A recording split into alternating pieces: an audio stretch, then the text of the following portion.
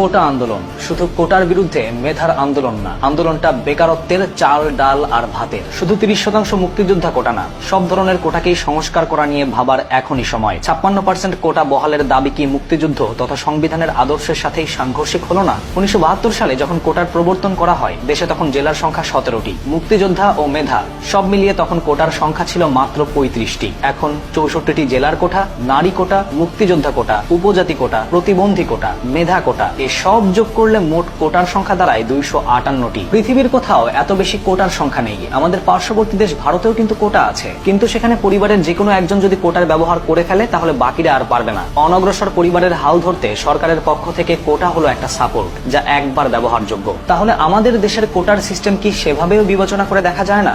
বাংলাদেশ রেলওয়েতে পোষ্য কোটার তাণ্ডবে 18 কোটি জনগণের দেশে যদি মাত্র 3 জন সাধারণ মানুষ সরকারি চাকরি পায়, তবে চিন্তা করে দেখেন, আমার আপনার মতো সরকারি চাকরি চেয়ে হন্যে হয়ে ছুটে বেড়ানো শিক্ষিত বেকারের সংখ্যা আকাশচুম্বী হবে নাই বা কেন? কোটার বিরুদ্ধে এই গণজোয়ার, এই আন্দোলন শুধু মুক্তিযোদ্ধা কোটা বাতিলের না। চাকরির পরীক্ষায় 186 পেয়েও প্রথম হয়ে চাকরি না পাওয়া যুবকটি জানে, মগজ ভর্তি মেধা নিয়েও শূন্য পকেটের দায়ে কেন রাস্তায় স্লোগান দিতে হয়। বছরের পর বছর বিসিএস এর পেছনে নিজের বেকার জীবনকে উৎসর্গ করা মানুষটির পরিবার জানে, কেন চিৎকার করে গলা ফাটিয়ে পিঠে লিখে প্রমাণ করতে হয়, আমার মেধা আছে, শুধু একটা চাকরি চাই। আপনারা আমার মেধার 56% কেটে। কোটা আন্দোলন শুধু কোটার বিরুদ্ধে মেধার আন্দোলন না, আন্দোলনটা বেকারত্বের চাল ডাল আর ভাতের। শুধু 30% মুক্তিযোদ্ধা কোটা না, সব ধরনের কোটাকেই সংস্কার করা নিয়ে ভাবার এখনই সময়। 56% কোটা বহালের দাবি কি মুক্তিযুদ্ধ তথা সংবিধানের আদর্শের সাথেই সাংঘর্ষিক হলো না? 1972 সালে যখন কোটার প্রবর্তন করা হয়, দেশে তখন জেলার সংখ্যা 17টি। মুক্তিযোদ্ধা ও মেধা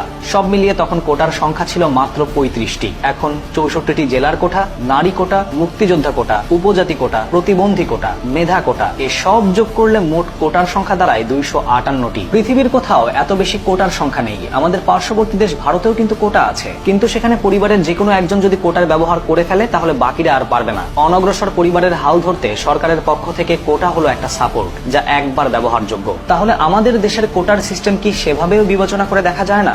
বাংলাদেশ রেলওয়েতে পোষ্য কোটার তাণ্ডবে 18 কোটি জনগণের দেশে যদি মাত্র 3 জন সাধারণ মানুষ সরকারি চাকরি পায়, তবে চিন্তা করে দেখেন, আমার আপনার মতো সরকারি চাকরি চেয়ে হন্যে হয়ে ছুটে বেড়ানো শিক্ষিত বেকারের সংখ্যা আকাশচুম্বী হবে নাই বা কেন? কোটার বিরুদ্ধে এই গণজোয়ার, এই আন্দোলন শুধু মুক্তিযোদ্ধা কোটা বাতিলের না। চাকরির পরীক্ষায় 186 পেয়েও প্রথম হয়ে চাকরি না পাওয়া যুবকটি জানে, মগজ ভর্তি মেধা নিয়েও শূন্য পকেটের দায়ে কেন রাস্তায় স্লোগান দিতে হয়। বছরের পর বছর বিসিএস এর পেছনে নিজের বেকার জীবনকে উৎসর্গ করা মানুষটির পরিবার জানে, কেন চিৎকার